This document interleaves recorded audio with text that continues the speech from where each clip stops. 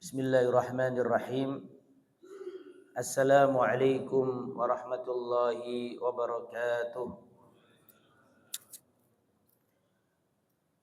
Innal hamdalillah nahmaduhu wa nasta'inuhu wa nastaghfiruh wa na'udzu billahi min syururi anfusina wa min sayyiati a'malina. Man yahdihillahu fala mudilla lahu wa man yudlil fala hadiya lahu. Wa asyhadu an la ilaha illallah wahdahu la syarika la wa asyhadu anna Muhammadan abduhu wa rasuluh la nabiyya wa la rasula ba'dah. Allahumma salli wa sallim wa barik ala sayyidina wa maulana Muhammadin wa ala alihi wa sahbihi ajma'in, amma ba'du. Para hadirin, Bapak Ibu, saudara-saudariku rahimani wa rahimakumullah, alhamdulillah kita bersyukur memuji Allah diberi kemudahan. Salah satu kemudahan adalah dilapangkannya hati kita, digerakkannya langkah kaki kita, dibukakannya mata-mata kita. Karena enggak semua orang bisa membuka mata di jam sekian ini. Ini semua keringanan dari Allah, kemudahan dari Allah. Tidak semua hamba diberi nikmat bisa bangun, berangkat ke masjid, sholat. Kita bisa sampai di sini ini karena pertolongan Allah. Nah, ini wajib disyukuri. Semoga Allah melanggengkan nikmat ini berupa bisa berjalan menuju masjid. Karena Rasulullah bersabda, "Sab'atun yudhilluhumullah fi dhillihi yauma la dhilla illa dhillu." Ada 7 golongan yang diberi naungan pada hari kiamat ketika tidak ada naungan lagi kecuali naungan Allah. Salah satunya adalah warajulun qalbuhu mu'allaqun bil masajid. Orang yang hatinya gumantung di masjid. Orang yang memperhatikan masjid, kepikiran masjid, yang senang dengan masjid, itu ciri orang yang diberi naungan pada hari kiamat ketika manusia kepanasan. Jadi kalau kita ingin dapat naungan pada hari kiamat, ya harus senang masjid. Harus rindu, senang, remen, cinta dengan masjid. Semoga kita termasuk di dalamnya. Alhamdulillah, saya itu kalau ke An-Nur, mesti yang di pikiran pertama saya ini masjid dingin sejuk. Jadi saya pilih pakaian yang tebal tadi sebelum berangkat ini. Tapi alhamdulillah dimatikan satu. Kalau dinyalakan dua-duanya kedinginan saya. Alhamdulillah. Para hadirin, insyaallah kajian kita di tempat yang baik ini setiap Jumat ketiga ba'da subuh, khusus saya akan sampaikan tentang kisah-kisah. Kadang-kadang kisah ini sudah sering kita dengar. Tapi maksud dari kajian ini bukan sekedar kisahnya, tapi pelajaran-pelajaran yang bisa dipetik dari kisah itu. Pertemuan yang lalu saya ceritakan Rasulullah ditamui malaikat. Kisah Rasulullah ditamui malaikat. Betul gitu? Atau lupa? Lupa kayaknya. Nah, sekarang saya akan sampaikan kisah tentang seorang yang diambang pintu kematian di zaman Rasulullah SAW. Kisah ini membuat sedih Rasulullah SAW. Karena orang yang diambang pintu kematian ini orang yang dicintai Nabi. Dia adalah paman beliau. Siapa namanya? Abu Thalib. Kisah yang masyhur, kisah yang sudah sering kita dengar semenjak kita kecil. Saya akan bacakan kisah ini, setelah itu saya akan uraikan pelajaran-pelajaran penting dari kisah ini. Kisah ini diriwayatkan Imam Al-Bukhari dan Imam Muslim. Kita baca. An Sa'id ibn al-Musayyib an abihi radhiyallahu anhuma. Dari Sa'id ibn al-Musayyib, dari bapaknya yaitu Al-Musayyib radhiyallahu anhu maqal, beliau berkata, perhatikan baik-baik. Lamma hadarat Aba Talibin al-wafatu, Ja'ahu Rasulullah sallallahu alaihi wasallam. Ketika kematian hendak mendatangi Abu Thalib, artinya Abu Thalib hampir wafat. Ketika kematian mendatangi Abu Thalib, hampir sakaratul maut, ja'ahu Rasulullah sallallahu alaihi wasallam, maka didatangi Rasulullah.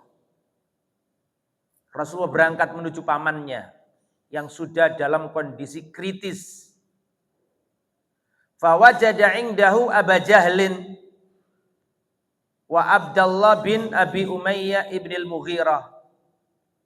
Tetapi sesampai di rumah pamannya Abu Thalib, Rasulullah ternyata sudah kedahuluan orang.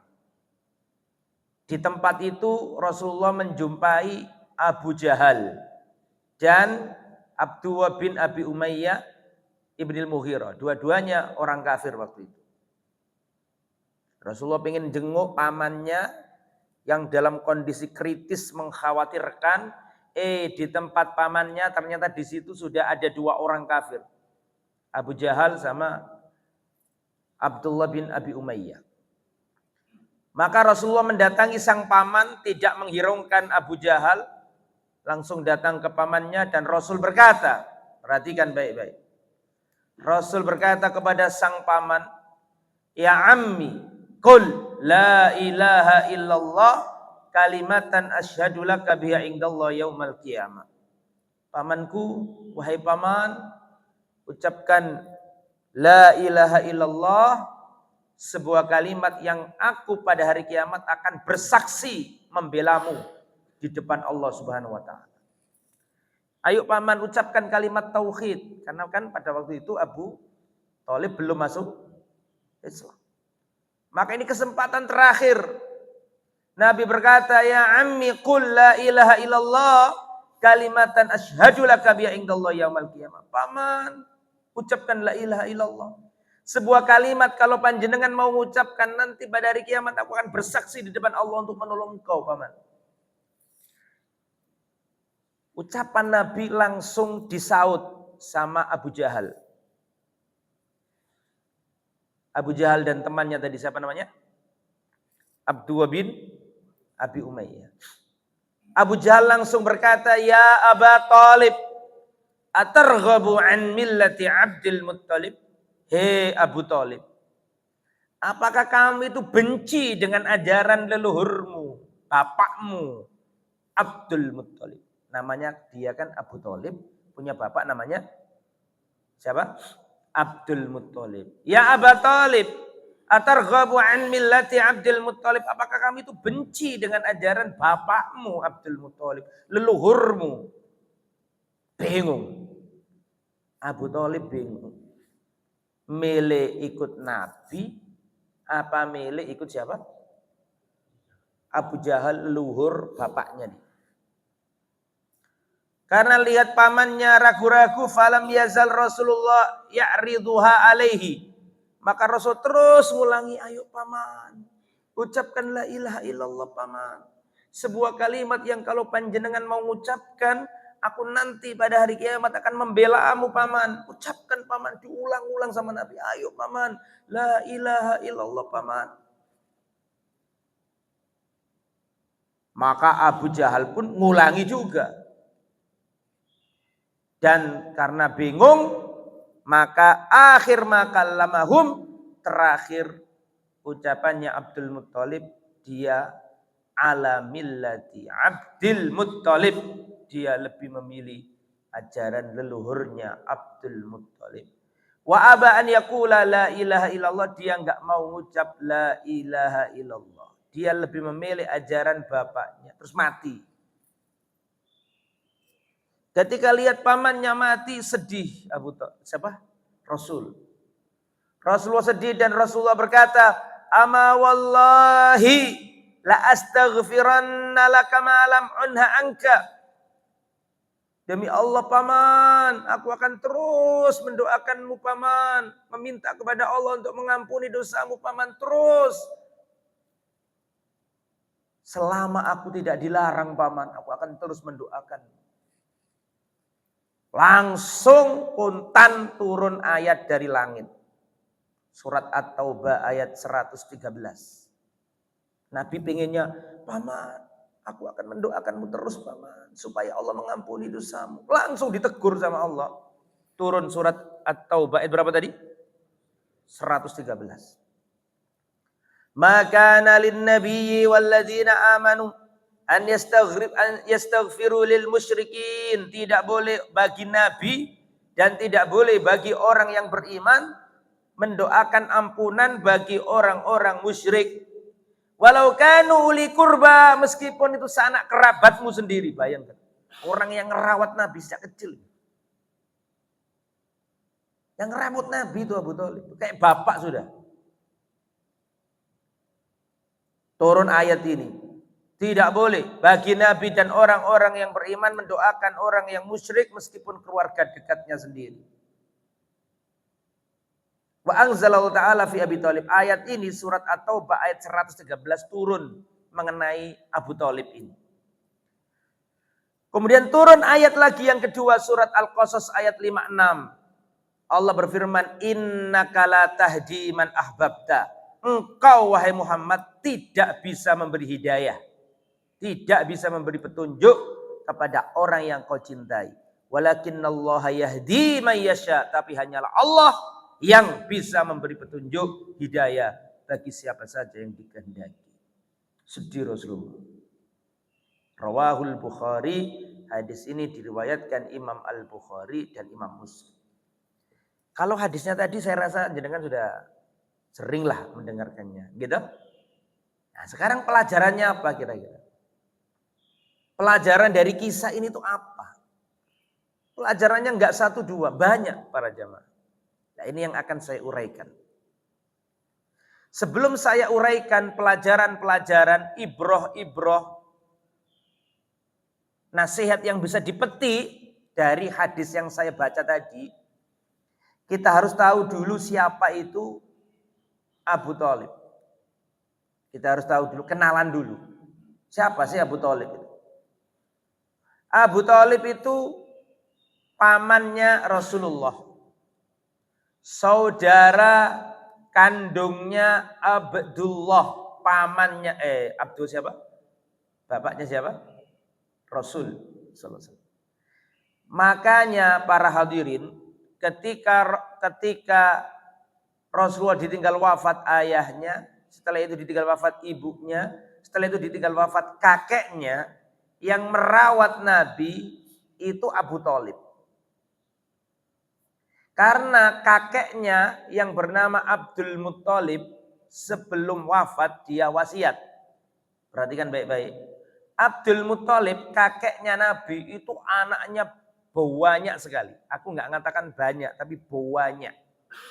Saking akeh. Anaknya siapa tadi? Abdul Muttalib. Jadi paman-pamannya Nabi itu banyak. Bibi-bibinya Nabi itu banyak. Tapi Abdul Muttalib sebelum wafat berwasiat, nanti kalau aku mati, tolong anakku, cucuku yang yatim ini, karena kan bapaknya sudah wafat, umiknya sudah wafat, Abdul Muttalib sang kakek juga sudah hampir wafat. Dia pesen anak-anak dikumpul no kabeh.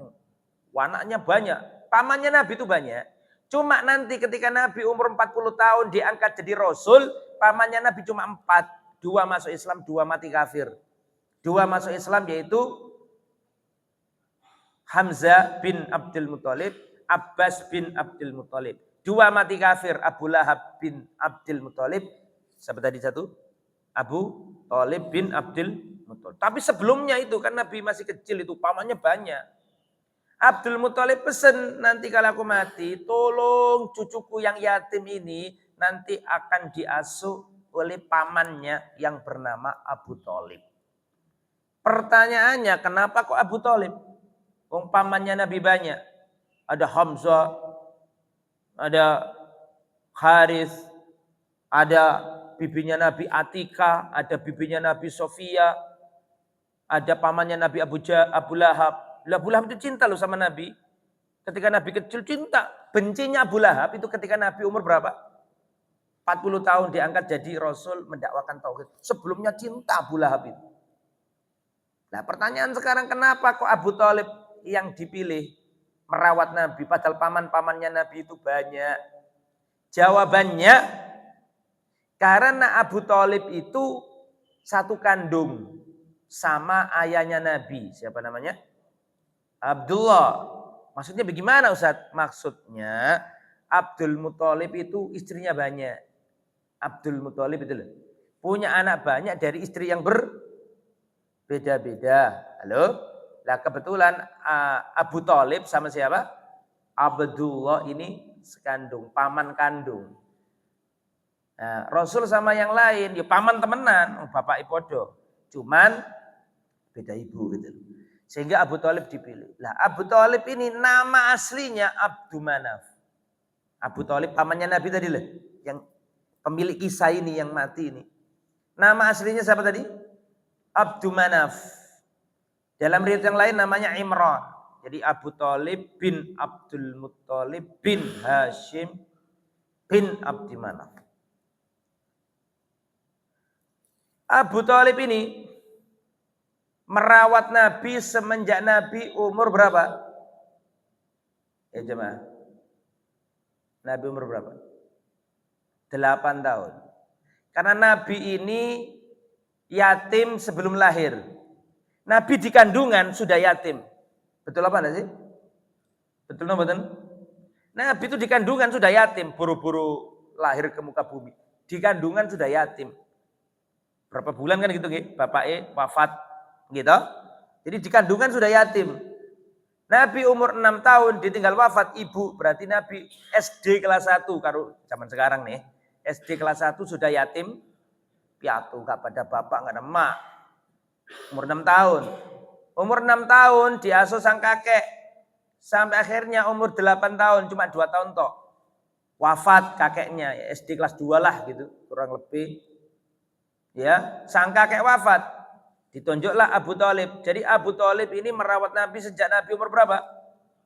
8 tahun. Diajari dagang, diajak pesam kan gitu ceritanya. Ini kita nggak kita tidak sedang membahas Sirah Nabawi. Kalau diceritakan panjang, intinya Abu Thalib ini ngajari Nabi, membackup Nabi, ngasih nafkah Nabi sampai Nabi umur 40 tahun. Nabi ketika umur 40 tahun itu disenengkan Allah suka menyendiri para jamaah.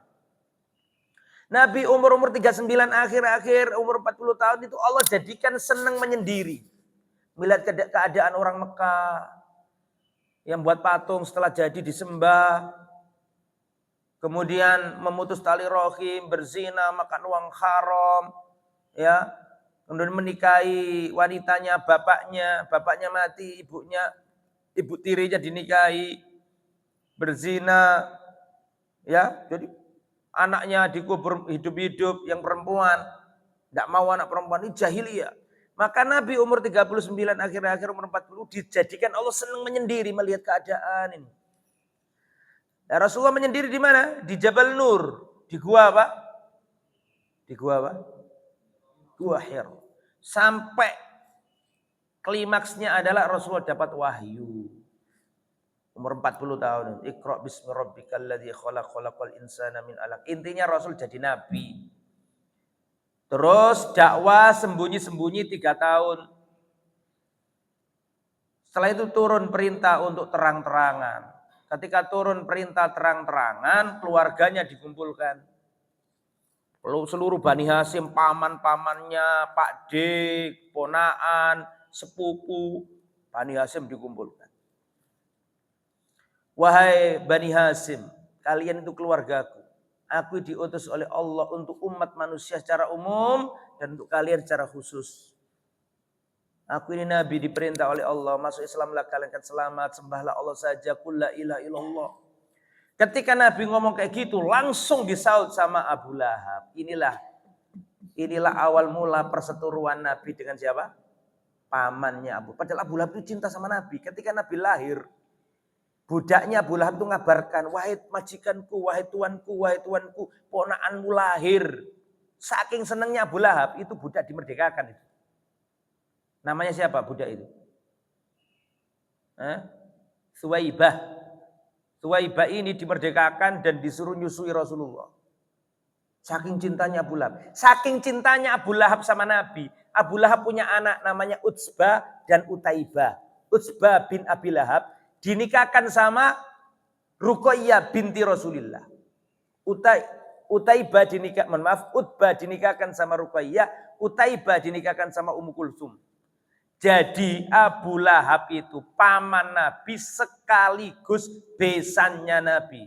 Baru tahu tak? Rumahnya Nabi sama Abu Lahab itu jejer. Saking cintanya Abu Lahab, Pak. Abu Lahab punya anak, banyak anaknya. Di antaranya Utbah bin Abi Lahab, Utaibah bin Abi Lahab. Utbah dinikahkan sama Ruqayyah, putrinya Rasulullah. Yang Utaibah dinikahkan sama siapa tadi? Ummu Kulthum, putri Rasulullah. Tapi ketika Nabi umur 40 tahun itu berubah semua. Ketika intern keluarga tadi berkumpul, diajak masuk Islam, langsung marah Abu Lahab. Hadis sau'ah. Ini aib keluarga. Kalau sampai ponaan kita tadi ucapannya ini nyebar kemana-mana, dia akan dibunuh bangsa Arab. Pegang tangannya dia sebelum dibunuh bangsa Arab. Paham nggak sih? Ini anti mainstream sama dengan menantang gelombang manusia di seluruh jazirah Arabnya patung kabeh mau diberantas sama Nabi. Kata Abu Lahab, cekel tangani ponaan kita. Kalau nggak dipateni wong Arab ya nanti. Paham maksudnya ya? Langsung Abu Thalib berdiri dan menantang ucapannya Abu Lahab. Tidak. Wahai ponakanku, alangkah bagusnya ucapanmu tadi. Alangkah cepatnya kami percaya dengan ucapanmu. Wahai ponakanku, dakwakan apa yang diperintahkan kepadamu. Tunaikan tugasmu. Aku tidak akan pernah menyerahkan engkau kepada bangsa Arab. Aku akan membelamu, wahai ponakanku. Hanya saja aku gak bisa ikut agamamu. Hanya saja, Pak. Aku gak iso elok agamamu. Tak lindungi awakmu, tapi aku gak iso elok awakmu. Jadi kalau ini gak situ cerita pelajarannya ini nanti kalau jadi cerita Sirah Nabawi ini. Nah, Abu Thalib ini luar biasa, Pak, belani Nabi, Pak. Sampai Nabi diembargo, seluruh Bani Hasyim dikeluarkan dari Mekah. Tahu ceritanya kan? Seluruh Bani Hasyim keluarganya Nabi, yang klan Hashimi ini dikeluarkan dari Mekah, Pak. Diisolasi di lembah, gak ada makanan masuk. Dia berangkat ke Mekah mau belanja, gak ada yang mau beli, gak ada yang mau juali. Diboikot total, lockdown total 3 tahun. Di lembah diasingkan. Seluruh Bani Hasyim ada di situ meskipun kafir. Termasuk Abu Thalib, belani Nabi itu. Dia diasingkan di situ. 3 tahun, Pak. Itu malam-malam, Pak. Dengar suara wanita jerit-jerit, bayi-bayi jerit-jerit karena kelaparan. Makan daun itu keluarganya Nabi. Diboikot total itu 3 tahun. Itu Abu Thalib itu kafir, tapi belani Nabi ikut di tempat itu. Nah, perhatikan. Ada yang Khadijah kayak Khadijah. Khadijah kan gak Bani Hasyim. Halo? Khadijah kan istri Nabi. Bani Hasyim apa enggak? Enggak toh. Cuma karena nikah sama Bani Hasyim. Rasulullah kan Bani Hasyim. Dan Khadijah itu setia ikut di situ. Padahal Khadijah orang kaya loh. Itu malam-malam keponakannya Khadijah. Hakim bin Hizam. Keponakannya Khadijah itu malam-malam menyuplai tepung ke lembah itu. Nah, itu kisahnya menyedihkan. Ya sampai 3 pemboikotan selesai dan cerita selesainya pemboikotan juga luar biasa. Enggak waktunya diceritakan di sini. Ya, karena kita enggak sedang cerita Sirah Nabawi. Kecuali kalau kajiannya diubah jadi Sirah Nabawi ya beda lagi. Akhirnya selesai tahun 50 Hijriah. Tahun 50 kenabian. Jadi, mohon maaf, 10 kenabian. Nabi umur 40 jadi Nabi 10 tahun berarti kan Nabi umur 50 ya. Baru terbebas dari pemboikotan balik ke Mekah. Tapi pemboikotan ini, Pak, membuat rusak tubuhnya Abu Thalib. Sudah syebeh, sudah tua. Diboikot 3 tahun, kepikiran ponakannya tambah lemes. Hampir mati, Pak. Nah, itulah klimaknya di situ. Abu Thalib ketika sakaratul maut, itu Nabi umur berapa tadi? 50 tahun. Kalau Nabi saja umur 50 tahun, pamannya kira-kira umur berapa? Nah, kan berarti kan sudah tergambar itu. Sepuh enggak berarti Abu Thalib itu? Halo? Sepuh kan? Sepuh gitu loh. Lah, Rasulullah tuh ingat-ingat jasanya Abu Thalib luar biasa. Bahkan Abu Thalib tuh kayak ayahnya sendiri. Masih ingat enggak kisah Rasulullah diajak Abu Thalib dagang ke Syam umur 12 tahun. Kira-kira SD kelas 6, SMP kelas 1. Nabi diajari pamannya Abu Thalib. Dan Abu Thalib bukan orang kaya loh. Tapi saking setianya dengan janji kepada bapaknya yaitu Abdul Muthalib. Kakeknya Nabi itu loh. Untuk merawat Nabi. Dirawat sungguhan itu. Padahal Abu Thalib punya anak banyak. Dan bukan orang kaya. Tapi saking cintanya sama Nabi. Dibawa ke negeri Syam. Negeri Syam itu kan Palestina kalau sekarang. Ya kan? Di sana ada orang Yahudi, ada orang Kristen zaman dulu kan. Nah Nabi ini waktu jalan sama Abu Thalib sampai di kota Busra di daerah Syam sana, Yordania mungkin sekarang atau Syria sana. Ada pendeta namanya siapa? Halo, halo. Namanya? Bahira. Namanya siapa? Bahira ini pendeta membaca Taurat, membaca Injil tahu. Dia itu melihat kok ada bocah cilik aneh. Ada bocah kecil aneh, dilihat kok ada tanda-tanda yang aneh. Lah Bahira ini akhirnya Pak, pengen menyelidiki Nabi dari dekat. Dia buat makanan enak-enak. Orang kafilah dagang Arab dipanggil, orang-orang Arab. Kafilah dagang sini, tak undang makan kalian. Makan tuh. Semuanya masuk. Pengennya dia ini kan melihat Nabi dari dekat. Halo? Ya kan? Orang-orang masuk makan semuanya. Dicari sama Bahira. Nah dia ada cilik, gak kelihatan. Dia ngomong, wahai orang Arab. Bawa masuk semuanya, jangan ada yang ketinggalan. Suruh makan semuanya masuk. Kata orang Arab, sudah masuk semua. Tapi Bahira gak jumpai. Nah dia ada cilik gimana? Gue ngaku iki mang tujuane nggih panganan kang gue arek cilik kok tambah wong gede-gede teko. Paham ya? Coba diteliti lagi wahai orang-orang Arab. Oh ya ada bocah kecil namanya Muhammad di luar, lu suruh masuk. Doa ini siapa? Bahira, aku nggih panganan iki kanggo arek cilik iku asli ini kok tambah awakmu ditinggal. Rasulullah masuk. Orang lagi sibuk makan, dia mengobservasi Rasulullah kecil, diteliti kanan kiri depan. Wah ini aneh arek cilik. Akhirnya siapa namanya? Bahira ini ngomong, wahai orang-orang Arab, siapa bocah kecil ini? Anaknya siapa? Kan Abu Thalib langsung ngomong, hadza ibni, ini anakku. Itu menunjukkan bahwa Abu Thalib benar-benar nganggap Nabi sebagai apa? Sebagai anak. Hadza ibni, ini anakku. Kata pendeta ini, lah gak mungkin kamu bapaknya. Lagian lu bapaknya ini gak ada, mati bapaknya anak ini. Lu tahu lo dia itu. Dan gak mungkin dia tahu kalau gak baca apa? Kitab langit. Bisa dipahami? Kitab-kitab samawi. Gitu. Nah, itu menunjukkan bagaimana kedekatannya Rasul sama siapa? Abu Thalib. Lah, mengingat jasa-jasanya yang luar biasa membelani Nabi, pasang badan. Berapa kali kafir Quraisy mau membunuh Nabi? Dihadang-hadangi sama siapa? Abu Thalib. Makanya di antara para ulama menyebutkan di antara hikmah kenapa Abu Thalib enggak masuk Islam? Karena kalau Abu Thalib itu masuk Islam, Rasul akan dilukai sama orang Quraisy. Nah, karena Abu Thalib enggak mau masuk Islam, orang Quraisy itu sungkan mau ngapa-ngapain Nabi itu sungkan gitu loh. Makanya kata Nabi, orang Quraisy enggak bisa mencelakai aku kecuali setelah matinya Abu Thalib. Paham maksudnya? Itu hikmahnya karena sungkan orang kafir ini gitu. Lah, begitu banyaknya jasa-jasanya Abu Thalib, Rasulullah dengar pamannya kritis. Nah, siapa yang enggak sedih? Siapa yang enggak pengen? Karena pamannya orang kafir, belum masuk Islam. Maka ketika pamannya lagi kritis, didatangi sama Nabi. Ayo paman, ucapkan la ilaha illallah. Sebuah kalimat nanti aku akan membelamu paman. Ucapkan paman. Paman ini gak gelem, mati kafir. Sedih Nabi ini gitu. Nah itu ceritanya tadi. Lah sekarang masuk pelajarannya. Pelajarannya apa dari kisah ini? Tadi latar belakang kisahnya. Latar belakang kisah sehingga terjadi kisah ini. Nah sekarang pelajarannya. Dari hadis tadi apa pelajarannya? Pelajarannya banyak, semoga selesai. Karena saya masih ternak, nganter anak. Tadi sudah diomongin sama Pak.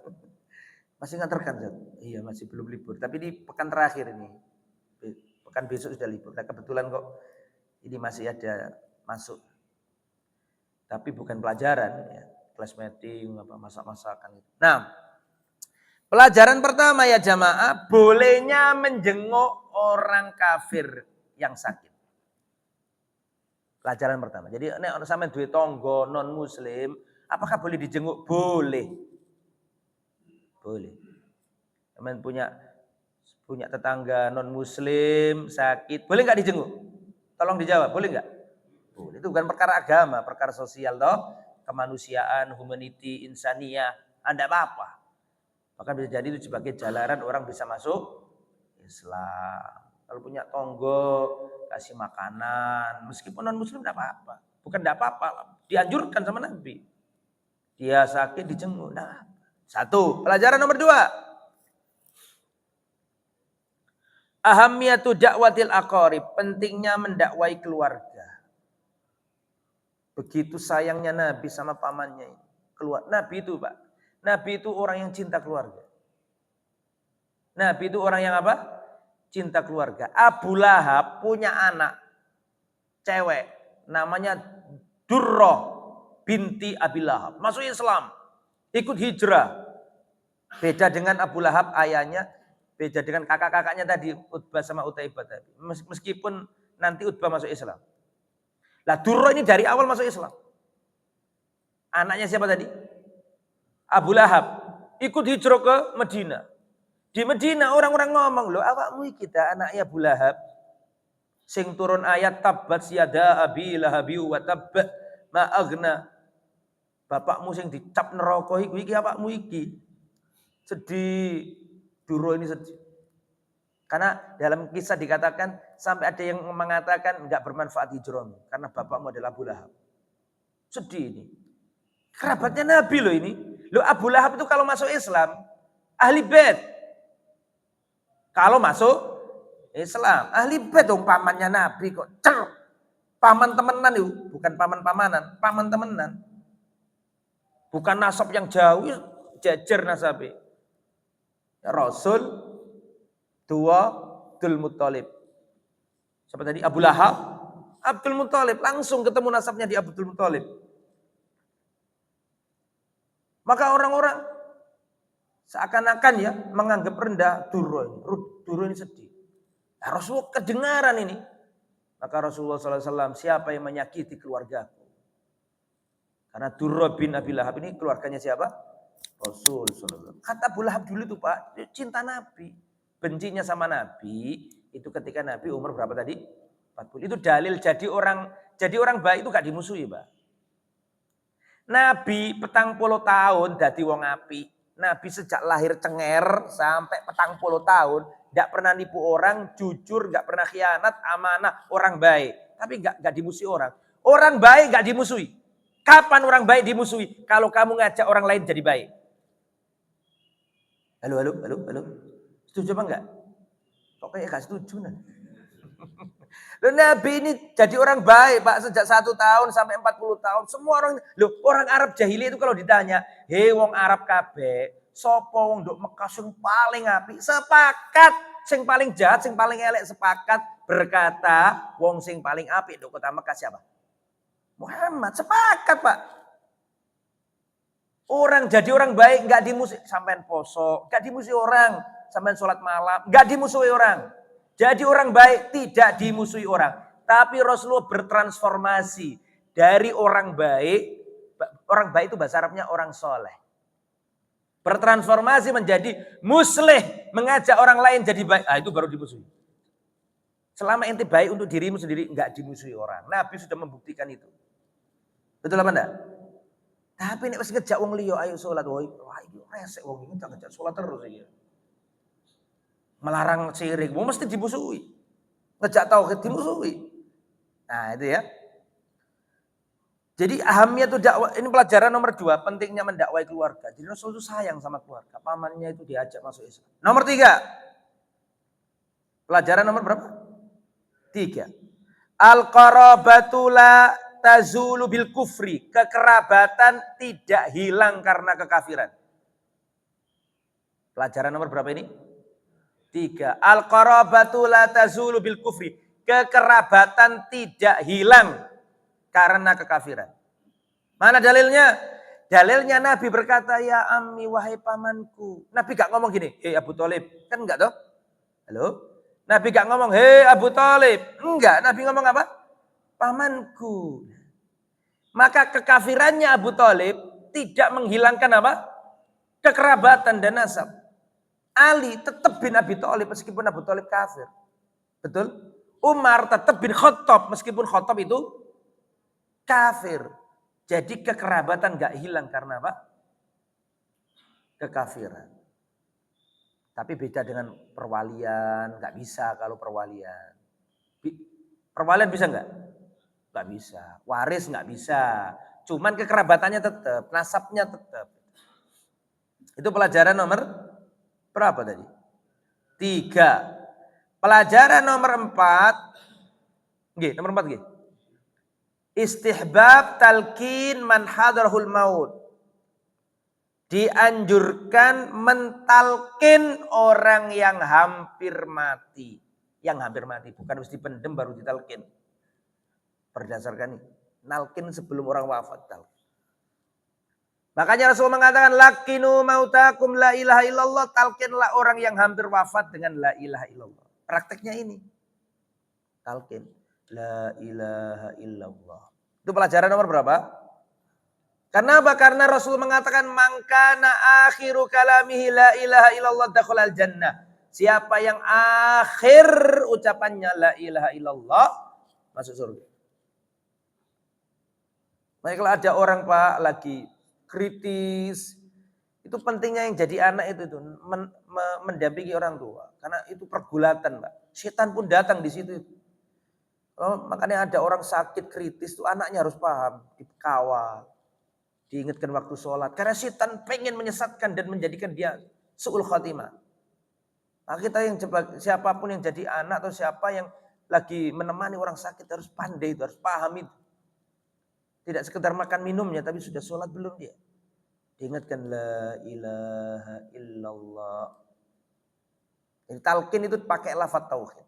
Jadi nomor 4 dianjurkan mentalkin orang yang hampir wafat dengan kalimat apa tadi? La ilallah. Lafaz talqin la ilaha illallah bukan yang lain. Lafaz talqin itu Rasulullah mengatakan lakinu talqinlah orang yang hampir wafat dengan la ilaha illallah. Saya pernah waktu itu saya di desa, kemudian ada sakit parah, ada orang sakit parah, kita antar ke rumah sakit Muhammadiyah Lamongan, besar rumah sakit besar. Kita antarkan anak-anaknya perempuan semuanya nggak ada yang berani. Jadi saya temani itu mayit ini, sudah payah sudah dipasang semuanya sudah pasang. Ya, saya talqin, bahkan di rumah sudah saya talqin itu. La ilaha illallah. Ditegur saya sama ojo ngono, kedawan niku. Ojo la ilaha illallah kedawan. Loh, atus pundi? Ngene ae lho. Allah. Allah. Allah. Nah, sing bener sing bener la ilaha illallah. Nabi sing ngomong lakinu mautakum la ilaha illallah. Talkinlah orang yang hampir mati dengan la ilaha illallah. Alasannya kenapa enggak boleh? Kedawan Mas. Engko wedine takutnya nanti sampai nalkin la ilaha mati deh. Belum illallah mati. Tidak ada Tuhan. Mati kan bahaya Mas. Jadi enggak usah ngono sing pendek wae. Allah. Allah. Lah, sing bener gimana Ustaz? Sing bener tetap Rasulullah mengatakan talqinlah orang yang hampir wafat dengan apa? La ilaha illallah. Man kana la ilaha illallah. Man kana akhiru kalami la ilaha illallah dakhalal jannah. Siapa yang akhir ucapannya la ilaha illallah dakhalal jannah, masuk surga. Pelan-pelan sabar, ojo digupui tapi la ilaha illallah. Pelan-pelan. Pelajaran nomor berapa ini? Pelajaran nomor 5, azamatu kalimatit tauhid. Pelajaran nomor 5, azamatu kalimatit tauhid. Agungnya kalimat tauhid. Kalimat tauhid itu kalimat apa? La ilaha illallah. Hadis ini menunjukkan agungnya kalimat tauhid la ilaha illallah. Kenapa? Karena itu kunci. Rasul gak mengatakan, ya paman, ucapkanlah bismillah paman. Ucapkanlah Allahu Akbar paman. Ucapkanlah apalagi astaghfirullah. Enggak. Kenapa? Percuma kalau enggak kuncinya dulu. Karena la ilaha illallah apa? Kunci orang masuk Islam. Jadi pelajaran nomor 5, agungnya kalimat tauhid la ilaha illallah. Agungnya dari sisi apa Ustadz? Agungnya dari 5 sisi.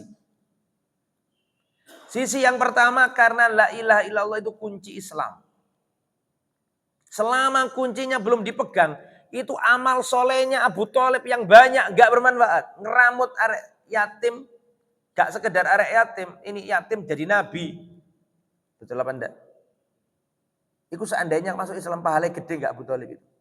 Tolong dijawab. Nemen ngeramut nabi kok. Amalan ngeramut nabi. Oh ngeramut anak yatim gak nabi pahalanya gede kok. Gitu betul? Ana wakafil yatimi kahatini fil jannah. Aku dan orang yang nyantuni anak yatim seperti ini di surga. Itu anak yatim biasa. Ini anak yatim jadi nabi. Dan gede nih pahalanya Abu Thalib. Seandainya masuk. Tapi percuma. Kenapa? Karena gak punya kunci. Kuncinya apa? La ilaha illallah. Jadi la ilaha illallah itu kunci Islam. Kedua, la ilaha illallah itu kunci tauhid, kunci surga. Jadi saya ulangi nomor 5 ini poinnya adalah hadis ini menunjukkan agungnya kalimat tauhid. Agung dari sisi apa Ustadz? Dari 5 hal. Jadi nomor 5 ini 5 cabang jawaban. 1 kunci Islam, 2 kunci apa tadi? Surga. Selama orang gak punya tauhid gak bisa masuk surga. Gak bisa. Gak ada setitik tempat di surga bagi ahli syirik. Gak ada. Orang suka nyumet menyan, sedangkan nang dukun, pakai jimat, gak bisa masuk surga. Rasul yang ngomong, Allah yang ngomong. Perhatikan Pak. Ini bolak-balik saya sampaikan di tempat ini. Saya tes lagi, ingat enggak sampai ini. Dan ini sudah sering saya sampaikan di tempat ini. Di dalam Al-Quran itu ada ayat. Ayat ini ada di Taurat, ada di Injil, ada di Zabur, ada di kitab-kitab langit terdahulu. Di dalam Al-Quran itu ada ayat. Ayat ini diturunkan ke Nabi Musa, Isa, mulai Sulaiman, Daud, Harun. Seluruh Nabi pernah dapat ayat ini. Di dalam Al-Quran itu ada ayat. Ayat ini juga turun ke seluruh Nabi. Di dalam Al-Quran itu ada ayat. Ayat ini juga ada di seluruh kitab-kitab langit terdahulu. Ini ayat permanen, tidak pernah Allah ganti. Kitab suci turun silih berganti. Tapi ayat ini ayat yang tidak pernah Allah ganti. Nabi diutus silih berganti. Tapi ada ayat tidak pernah Allah ganti. Siapapun nabinya mesti ada ayat ini. Apapun kitab sucinya mesti ada ayat ini. Ayat berapa itu? Surat apa? Tuh kan lali mana kan? Kandani gak ngantuk. Surat apa? Ayat berapa? Kan? Ayat Az-Zumar ayat Az-Zumar ayat 65. Az-Zumar ayat 65. Ini ayat abadi Pak. Sejak zamannya Adam. Sejak zamannya Adam alaihissalam sampai Nabi Muhammad wafat alaihi wassalatu wassalam. Semua Nabi kejatah ayat ini. Gak ada Nabi yang gak dapat ayat ini. Ini ayat abadi. Siapapun nabinya ayat ini ada. Apapun kitab sucinya ayat ini ada. Surat Az-Zumar ayat berapa tadi? Saya bacakan. Gak usah dicari, saya bacakan. Walaqad uhiya ilaika wa ilal ladzina min qablika. Sungguh telah diwahyukan kepadamu wahai Muhammad dan diwahyukan kepada nabi-nabi sebelummu. Apa itu? La in asyraqta la yahbatanna amaluka. Kalau kamu melakukan kesyirikan terhapuslah amalanmu. Kalau kamu melakukan kesyirikan terhapuslah amalanmu. Saya mau tanya tolong dijawab. Sebenarnya amaliyahnya Abu Thalib banyak enggak? Pembelaannya kepada Nabi luar biasa enggak? Tapi enggak bermanfaat. Karena dia nyembah apa? Enggak mau iman sama Allah. Enggak bermanfaat karena la ilaha illallah itu kunci. 1 kunci Islam, 2 kunci surga. 3 kunci syafaat. 3 kunci syafaat. Saya mau tanya tolong dijawab. Tadi Nabi kan ngomong gini, perhatikan. Nabi kan ngomong gini, paman, ucapkan la ilaha illallah, sebuah kalimat yang nanti pada hari kiamat aku akan membelamu paman. Apa ini maksudnya? Syafaat dong. Betul apa enggak? Maksudnya itu gini loh, nek sampai ngomong la ilaha illallah man, besok tak kasih syafaatku. Ngono loh maksudnya itu. Tapi berhubung Abu Thalib gak gelem ngucap la ilaha illallah, syafaatnya Nabi gak iso nembus. Itu maksudnya. Jadi nek ono wong gak gelem nglakoni tauhid, gak iso oleh syafaat Nabi. Gak bisa. Senengane nyembah nyiblorong, pengen dapat duit lu sih ono, Pak. Ojo ngomong gak ono, sih ono. Aku gak ngomong ndok desa, ndok kota sih ono. Enggak semua orang se-circle sama kita, Mas. Ada orang tuh yang pikirannya itu klene aja. Ada enggak orang kayak gitu? Banyak, Pak. Suka mengumpulkan keris, suka. Nah, itu bahaya kayak gitu. Pasang sesajen, pengen cepet kaya, nyimpen tuyul, nah, karena bahaya loh itu. Ya, khawatir gak dapat syafaatnya Nabi, mempersekutukan apa? Allah, pakai akik, lho nek akik sekedar akik, gak ono apa-apa nih, gak apa-apa. Tapi nek meyakini ngene, lah iku sing gak oleh. Ngoten nggih? Nah. Jadi pamannya nih, jadi ini nomor berapa nih? Nomor 3 ya? 5.3, betul ya? Tauhid adalah apa? Kunci syafaat. Paman ucapkan la ilaha illallah, sebuah kalimat yang nanti pada hari kiamat aku membelamu. Maksudnya nek awak nek panjenengan ngucap la ilaha illallah, tak bela nih paman, tak kei syafaatku gitu maksudnya. Tapi berhubung pamannya gak gelem ngucap ya gak iso. Karena Nabi Muhammad itu sallallahu alaihi wasallam sebelum kasih syafaat itu ada passwordnya dulu, ahli tauhid dulu. Nek gak ahli tauhid gak bisa. Jangankan paman, anak nyel gak bisa. Nabi Nuh, ya bunayya irkam mana, wahai anakku naik kok kapal awakmu iku supaya tak kasih syafaat, gak gelem. Yo gak iso. Padahal itu anak langsung mani netes tes. Iki gak keturunan sing waduh, iki anak langsung ini loh. Gak bisa kalau gak punya apa? Tauhid. Kan ngoten gitu. Jadi nomor 5 titik berapa? 3 tauhid kunci syafaat. Nomor 4, 5.4. Tauhid kunci ampunan. Tauhid kunci ampunan. Selama jenengan tidak melakukan syirik, insya Allah diampuni Allah. Enggak tahu Ustaz. Mana dalilnya? An-Nisa 45. An-Nisa 48 apa 49? Tolong dicek, dibantu saya. Al-Maidah 48 atau 46. Bunyinya begini. Innallaha la yaghfiru an yushraka bihi wa yaghfiru ma duna dzalika liman yasha. Sesungguhnya Allah tidak mengampuni dosa syirik. Tapi Allah mengampuni dosa lain selain dosa syirik. Saya kasih ilustrasi, perhatikan saya. Dan ini juga sering saya sampaikan, saya ulang-ulang terus biar tambah paham. Saya kasih ilustrasi, ada orang Pak, dia minum khamr, berzina, judi Pak. Oh dosanya gede gitu. Khamr, terus apa? Zina, judi, sambil mabuk, keluar mobil, ketabrak mati Pak. Atau nyetir mobil pas mabuk, tabrak, habis keluar dari hotel, berzina, judi, masih mabuk, naik motor, atau naik mobil, kecelakaan mati. Mati dalam keadaan perutnya ada khamrnya. Saya mau tanya, tolong dijawab, ini su'ul khotimah apa husnul khotimah? Hah?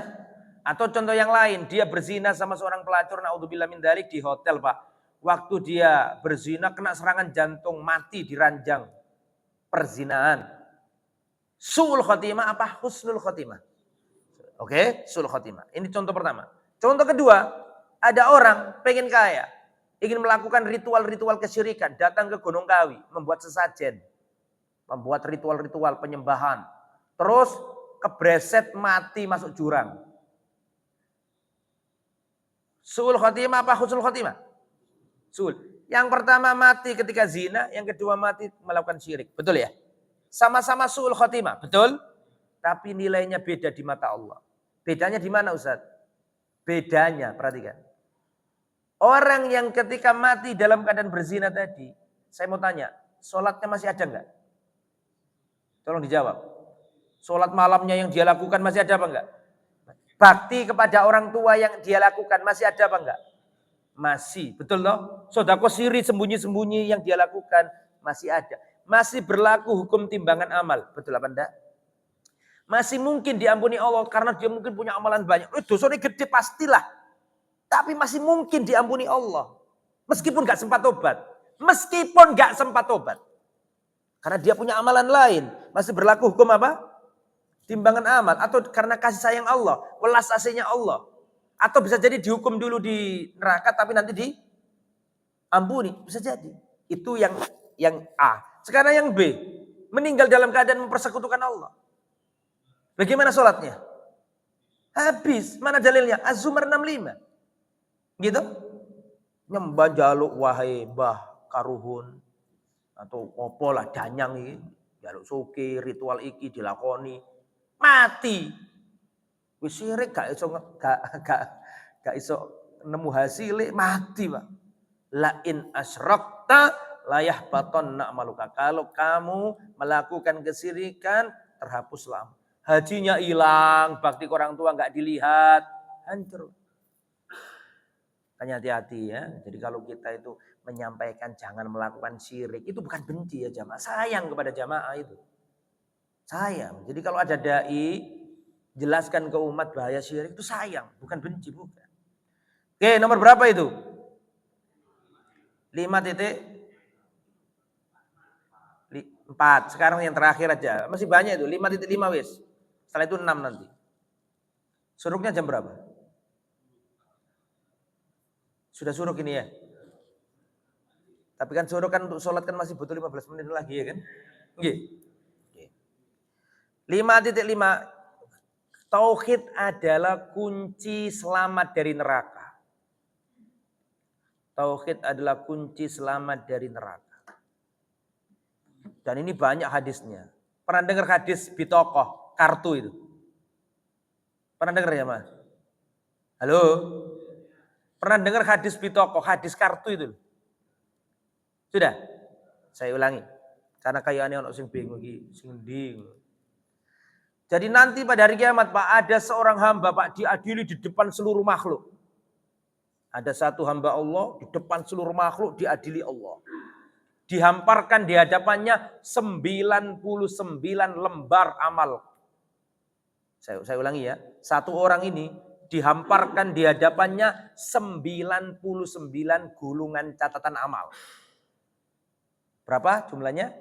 99. Satu gulungan itu panjangnya sejauh mata memandang. Kali berapa? 19. Jadi akan ditampakkan di seluruh makhluk hamba Allah diadili, dihamparkan di hadapannya 99 lembar catatan amal. Satu lembarnya sejauh mata memandang dan nilainya merah. 99 lembaran catatan amal, satu lembar itu panjangnya sejauh mata memandang dan nilainya jelek. Sehingga hamba ini berputus asa. Hamba ini berputus asa dan Allah berkata kepada hamba ini, wahai hambaku, hal dolamatska katabati, apakah malaikat-malaikatku yang mencatat amalmu mendolimi dirimu? Coba bayangkan, saking adilnya Allah. Hei hambaku, catatan amalmu yang segini banyaknya ini nilainya jelek ini, apakah malaikatku dulu mendolimi kamu? Kamu sholat ditulis judi, kamu sholat ditulis tidur. Apakah malaikatku mendolimi kamu? Saya mau tanya, kira-kira hamba pada waktu itu bisa bohong nggak? Masa ngomong gini, enggak ya Allah ketinggalan ini salah malaikatnya sampean. Kan nggak bisa ngomong gitu. Ya, jujur ya. Enggak ya Allah, niku memang amal kulo ya. Sudah putus asa, sudah wis koyok-koyok mlebu neraka wisan iki. Putus asa wis jelek kabeh amalku, sedih gitu kan. Ternyata Allah berkata kepadanya, innaka latudlam, kamu tidak terdolimi, kamu punya kebaikan. Innaka latudlam, kamu tidak terdolimi di tempat ini, kamu punya kebaikan. Laka hasanah, kamu punya kebaikan. Kebaikan apa ya Allah, kaget dia. Terus dikeluarkanlah bitokoh. Dikeluarkanlah bitokoh. Bitokoh itu artinya kartu. Kalau tadi kan 99 apa? Gulungan catatan amal. Ini kartu, dikeluarkan kartu. Ternyata kartu itu ada tulisannya apa? La ilaha illallah. Maka Allah perintahkan kepada malaikat tim untuk ditimbang. Maka kartunya ditaruh di salah satu sisi timbangan dan 99 gulungan catatan amal yang satu gulungan panjangnya apa? Sejauh mata memandang ditimbang dengan kartu. Hamba ini berkata, ya Rabbi ya mahadil bitaqah. Ya Allah ini cuma kartu ya Allah. Sedangkan ini lembaran-lembaran amal. Kata Allah, kamu tidak terdolimi. Kartunya ada tulisannya la ilaha illallah. Setelah ditimbang Ternyata lebih berat apa? La ilaha illallah, Allah masukkan dia ke surga. Allah ampuni. Kalau selama ahli tauhid dan dia tidak melakukan kedzaliman kepada hamba Allah, diampuni. Selesai. Kembali ke materi. Sebenarnya kalau tauhid panjang diceritakan. 5.5 selesai. Berarti sekarang nomor berapa? 6. Oke, nomor 6 ya. Pelajaran nomor 6. Keharaman mendoakan orang yang mati kafir. Orang mati kafir nggak boleh didoakan. Nabi aja dilarang kok. Betul apa enggak? Surat apa tadi? At-Taubah ayat berapa tadi? 113. Betul tak? Nggak boleh. Pelajaran nomor berapa? 7 toh. Pelajaran nomor 7. Bahaya teman yang rusak. Pelajaran nomor 7. Ya, khuturatu ashabis su, bahaya teman yang jahat. Diambil dari mana ini? Diambil dari mana? Dari kisah tadi kok muncul pelajaran ini. Bahaya teman yang rusak. Abu Jahal. Orang rusak itu nggak ingin temannya jadi baik.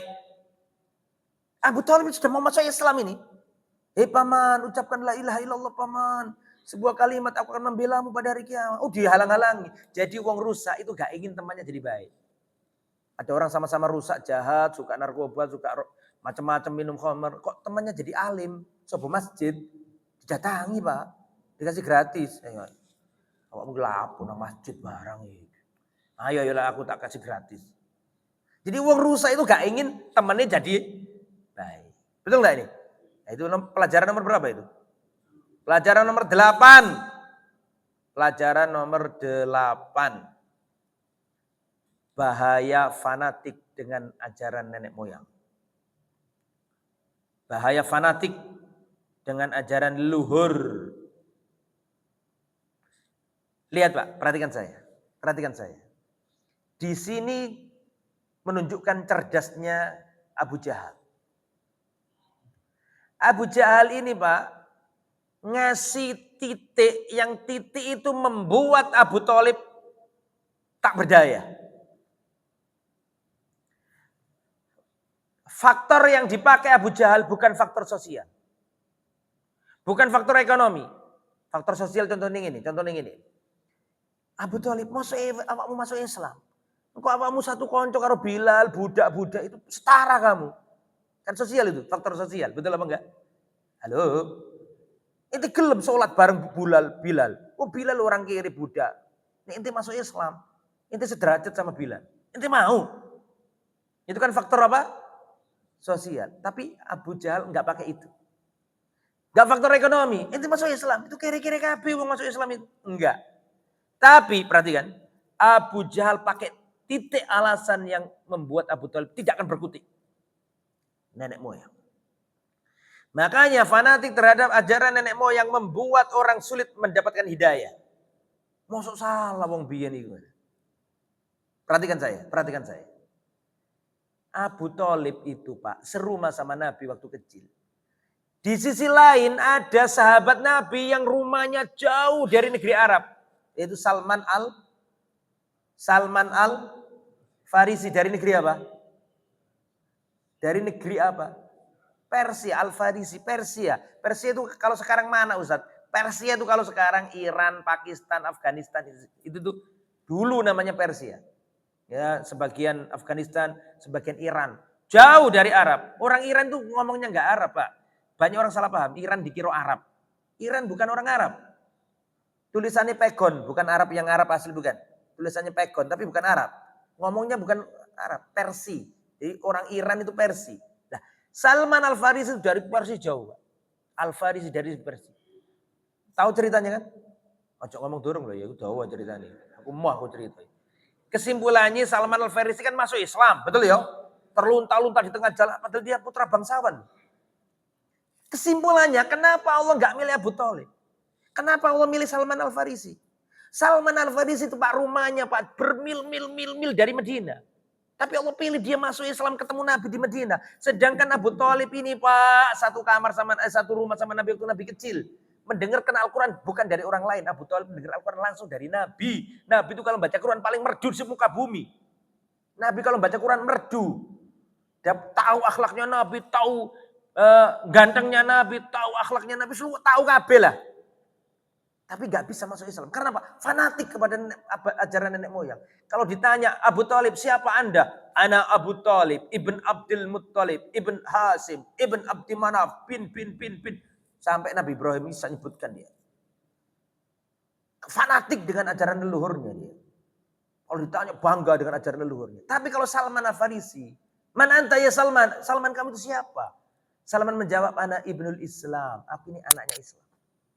Gak fanatik, makanya maksud, padahal bapaknya itu orang besar bangsawan Persia. Gak fanatik. Saya jamin di tempat ini siapa yang tahu bapaknya Salman?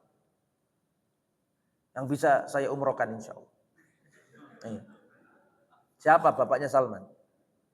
Gak usah dicari, wong aku juga ru.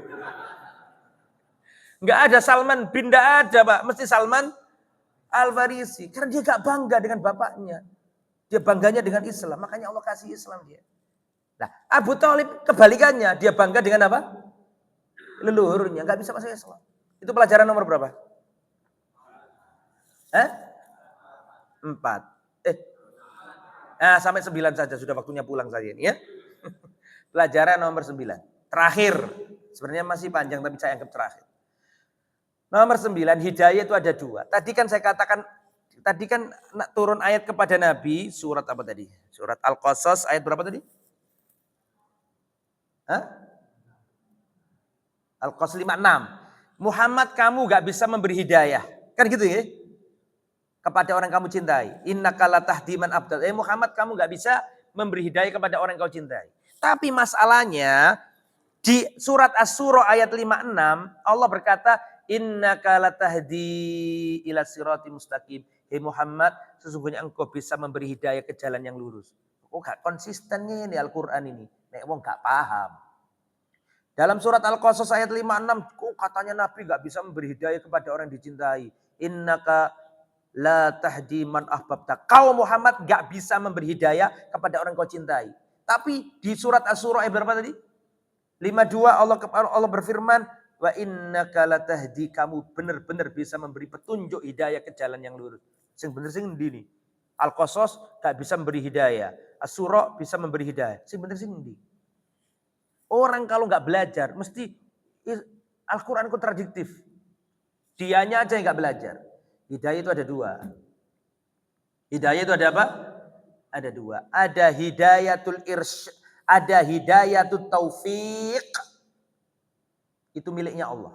Siapapun di muka bumi nggak ada yang bisa. Itu murni milik Allah. Itu hidayah taufik namanya. Tapi ada yang nomor 2. Hidayatul irsyad wal bayan. Hidayah, tuntunan, arahan, menunjuk. Nah, itu Nabi bisa. Sehingga kalau dikatakan, engkau Muhammad tidak bisa memberi hidayah kepada orang kau cintai. Berarti hidayah model apa ini?